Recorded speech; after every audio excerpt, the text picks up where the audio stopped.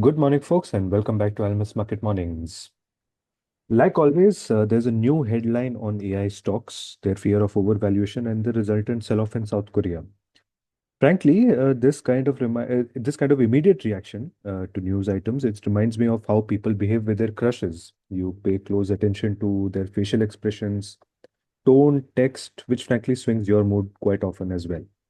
So don't be surprised if tomorrow you see a headline on the opportunities in AI and the resultant 10% rally in Korean stocks. It's all part of the game.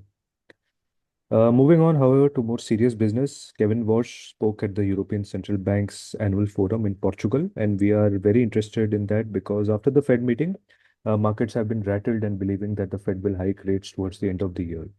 Let's understand all of this from JK. Good morning, sir. What did Warsh say, and how are you interpreting it? Good morning, Swaraj.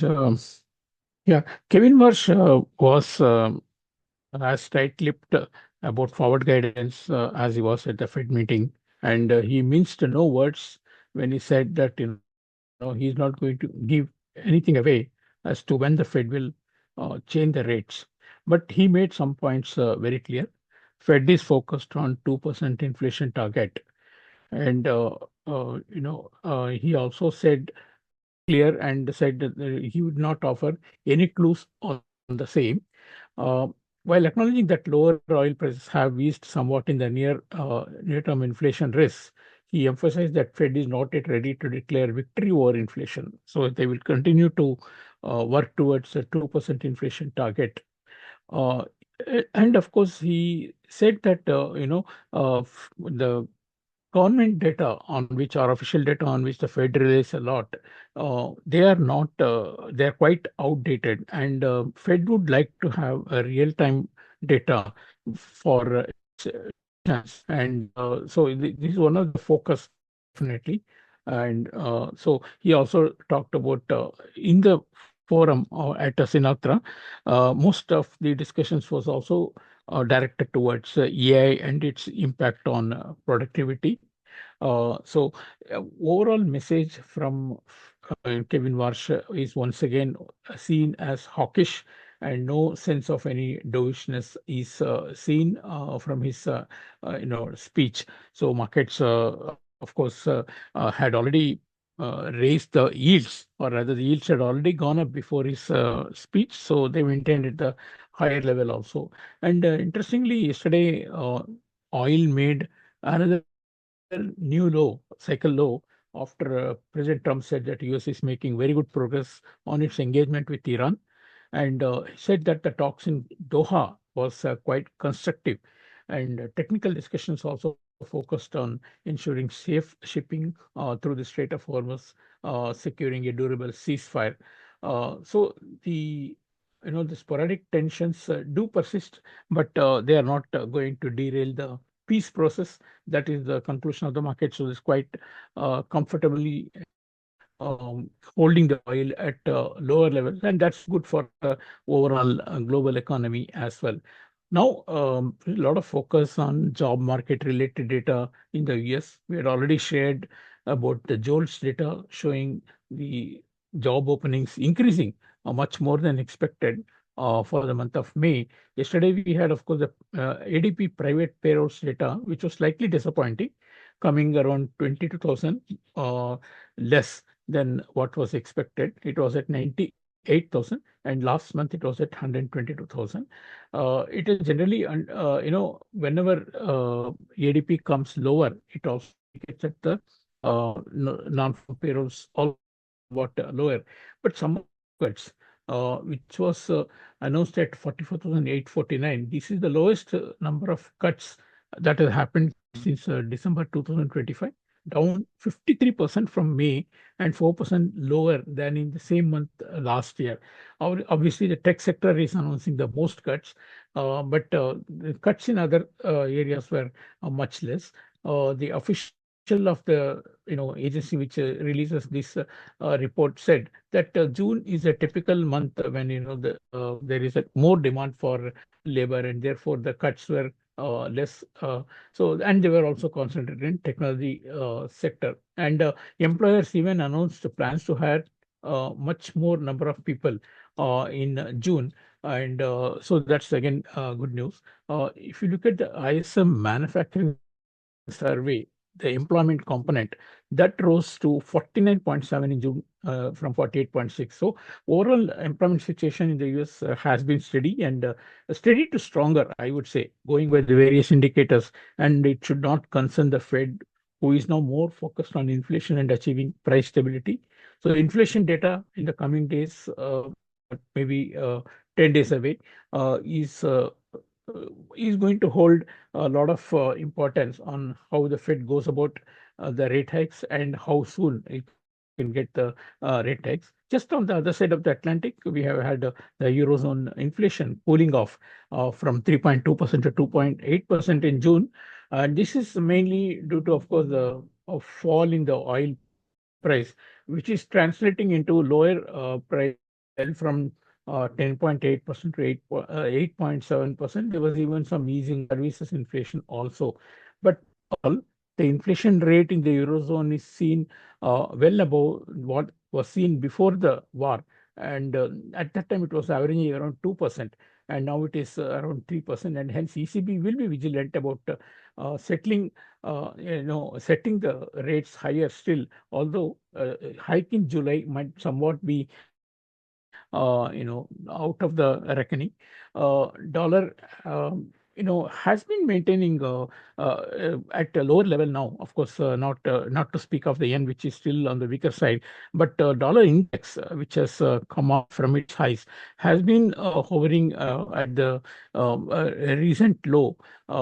Perhaps this is indicating that today's report on jobs market might be somewhat on the lower side. Market might be discouraging.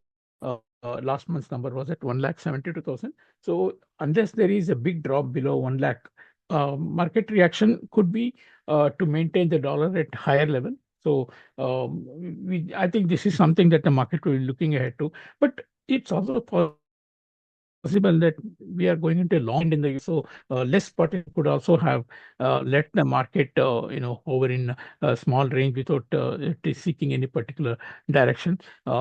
Possibly good score of 3960 to 4110, quite a big move there.